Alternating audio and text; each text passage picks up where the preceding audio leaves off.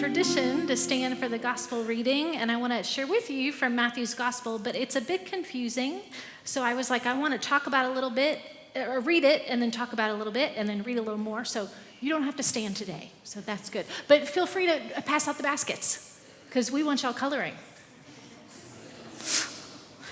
Well, John the Baptist and Jesus were cousins. Jesus' mom and John the Baptist's mom were pregnant at the same time, and they visited each other while they were pregnant.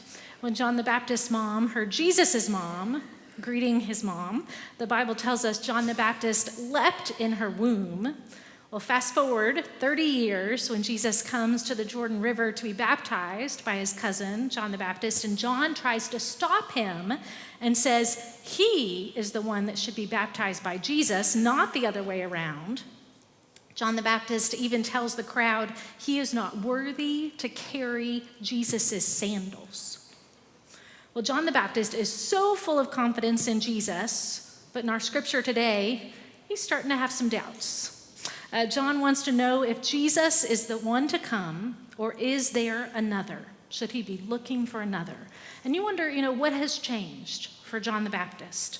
And I want to say that there are two things that have changed. One is that John is now in prison, incarcerated, isolated, alone. He has denounced the political authorities like Herod, which led to his imprisonment and ultimately lead to his death. He was in prison when Jesus began his ministry, so it makes perfect sense that anyone in his shoes would wonder if he has given his life to the right cause and to the right person. So John the Baptist, the second thing, he has also heard about the things that Jesus is doing. You see, John the Baptist lived in a time when there were definite ideas about the Christ, the Messiah, the Anointed One. And for years before Jesus' time, the people had been expecting a new king, a descendant of King David, who would restore the nation of Israel to glory. This individual would also be a prophet and a priest. And so John the Baptist hears about what Jesus is doing, and he is not doing what a king or a priest or a prophet would do. Instead, Jesus is identifying with people who hold zero social power. John may have, expected that Jesus would welcome the excluded, but he didn't expect the Messiah to become marginalized himself. There was no uprising against Roman rule that Jesus was leading. There wasn't thunder and lightning in Jesus' preaching or in Jesus' teaching. Jesus isn't sending huge crowds of people into the streets to demand change or to overthrow tyrannical regimes. The old order is not being toppled, and John can't take it anymore. Are you the one, or am I supposed to wait for another? So let's hear what Jesus says when John sends some folks to ask Jesus if he is the one, or should they be looking for another. This is from Matthew 11, 2-6. Now, when John heard in prison about the things the Christ was doing, he sent word to his disciples to Jesus, asking, "Are you the one to come, or should we look for another?" And Jesus responded, "Go, report to John what you hear and what you see. Those who are blind are able to see. Those who are crippled are walking. People with skin diseases are cleansed. Those who were deaf now hear. Those who were dead are raised up. The poor have good news proclaimed to them. Happy are those who don't stumble and fall because of me." Is this the one? We ask that question a lot. It might have been after our first date when we're wondering if we have found a life partner. It might be when we're trying to decide the next path in our life, whether it is a job or deciding which class to take. Is this the one? Is this the one thing that will make me finally love myself? Will this diet or this person make me happy? Is this the one? John the Baptist wants to know if Jesus is the one who is to come, or should they wait for someone else? And Jesus doesn't answer John's question. He doesn't say yes. He doesn't say no. Jesus asks, what have you seen? What have you heard? It's a callback to discernment, a callback to attentiveness. What do you see? What do you perceive? What are you noticing? What are you lifting up? What is the light shining on? When someone's going through a really difficult time and they wonder, is God even real? The answer isn't yes or no. It's what do you see? What do you hear? How is God loving you? How is God providing for you? How is God with you? Look and be attentive to where God has already shown up. I had something upsetting happen to me last week, and a good friend said to me, where's God showing up for you? Where is God showing up for you? And I immediately thought of people who had reached out to me. I thought of the walks I had taken where I had seen God's beauty in nature. I thought of the quiet time and prayer that I had felt enveloped in God's love. I thought of the songs that I had belted out in my car. My favorite is from my youth days. So our God is an awesome God who reigns from heaven above with wisdom, power, and love. Our God is an awesome God. If you want to hear me sing that, you have to be in my car with me. I'm not a soloist.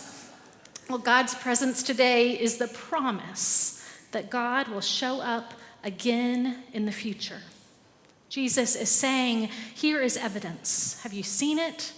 Do you have the eyes to perceive it? And even though it is just a glimpse, are we willing to proclaim it as the glimpse of God's faithfulness in keeping God's promise? A few days ago, Chad Freimeyer sent a message in the WRUMC app to the Parlor Sunday School class asking if anyone had a spare kitchen table for a foster child who aged out of care and is trying to furnish a new apartment. And within seconds, Brendan had replied, I have one. We just got a new one. Here it is, right here. Last week, someone else needed a car seat because of car trouble. And within seconds, connections had been made and all was well through an app. We find community that we are not alone, that God has been on our side all the time, because if God is for us, who can stand against us? It's easy for us to say, well, I believe Jesus is the one, but that's not enough. We can't just believe. We have to look and see what we see. Do we see that the blind receive their sight, that the lame walk, that the lepers are cleansed, and that the deaf hear? We don't know if John the Baptist has doubts or if he just wants to make sure that he got it right. Whether it is that lack of faith or whether he's looking for final confirmation, Jesus' response is, what have you seen? This is the season of waiting and watching. It's the season of hope and peace and joy and love. But we look around at our world and we see injustice and polarization and violence and exploitation, and we wonder, how long must we wait? I was driving in my car here this morning, and on the radio they were saying that this week will be the 10th anniversary of Sandy Hook. And I remember thinking after that happened, if we don't do something now, we're never going to do anything. And it's been 10 years. How long must we wait? Why are we still waiting? I live a life of great privilege. I have a bed to sleep in every night. I have air conditioning that makes it cool and hot and all the wonderful things. I have food to eat. I live a life of great privilege. If I want to go to the doctor, I can go. What does it mean for me to sit with the groanings of so many in our world who don't know where their next meal is coming from? And how can I hold space for those who have housing instability or who feel lost and alone and afraid? John the Baptist looks around at his world, and Jesus has come. And Jesus looks, like a great guy, but everything about the world looks exactly the same. There is still much work to do. Today is the third Sunday of Advent, and today, if you notice, we got 3 purple and 1 pink. Today is why you have the pink candle in your Advent wreath. The reason that it's pink is because pink is the symbol of joy, and gaudet is a Latin word meaning rejoice, but I guess rejoice is too hard to say, so we say joy. When Advent first began, it was a 6-week penitential time of preparing for Christmas, similar to how Lent is 6 weeks preparing for Easter. Fasting, when Advent first began, was encouraged 3 times a week. Can you imagine in our world today if during this season we were fasting 3 times a week? I'm more like engorging myself 3 times a week. And 6 weeks is a long time to deny yourself, and people needed a break. So halfway through Lent, halfway through Advent, we have time to stop being penitent, to focus on joy at the birth of Jesus. It's an opportunity for us to stop fretting about all that we still haven't done, unless we're Colton and we bought all of our presents. But it's a time for us to prepare for Christmas and think about all the good things that life has given us.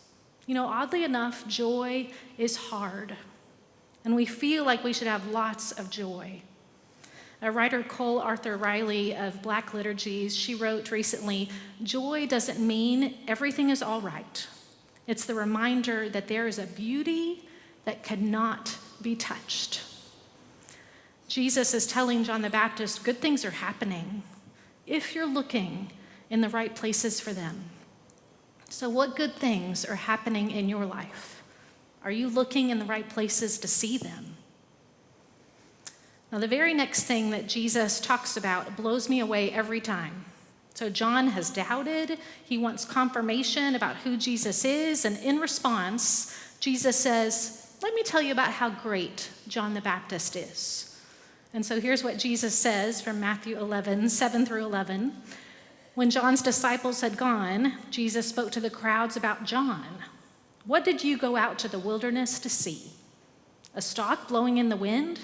What did you go out to see? A man dressed up in refined clothes? Look, those who wear refined clothes are in royal palaces. What did you go out to see? A prophet. Yes, I tell you, and more than a prophet. He is the one of whom it is written, look, I'm sending a messenger before you who will prepare your way before you. I assure you that no one who has ever been born is greater than John the Baptist. Yet whoever is least in the kingdom of heaven is greater than he. You know, Jesus makes room for John to doubt and to grow in faith and understanding and calling. And this is good news for me. It's good news for you because we have doubts when we see the world around us and we wonder, is God really here? Jesus healed people because he wanted them to know that they weren't being punished by God. Instead, they were the beloved of God.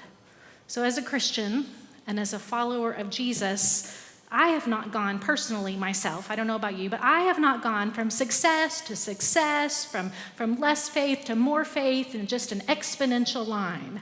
I've had ups and downs and trauma, and through it all, God has never left me. Through it all, Jesus has healed me and loved me, and Jesus doesn't make my troubles go away, but Jesus walks with me through them. Jesus holds on to me when the world feels like it's falling apart. Jesus is with me in my suffering and in my struggle and reminds me that I am not alone. I love how writer Henry Nouwen puts it. He says, it doesn't have to be spectacular. It doesn't have to be sensational. He says, whenever we forgive, instead of letting fly at one another, whenever we tend at one another's wounds, instead of rubbing salt into them, whenever we hearten, instead of discouraging one another, whenever we hug, instead of harassing one another, whenever we welcome, instead of cold shouldering one another, whenever we thank, instead of criticizing one another, whenever we praise, instead of maligning one another. In short, whenever we opt for and not against one another, we make God's unconditional love visible. And those words give me joy today. Thanks be to God. Amen.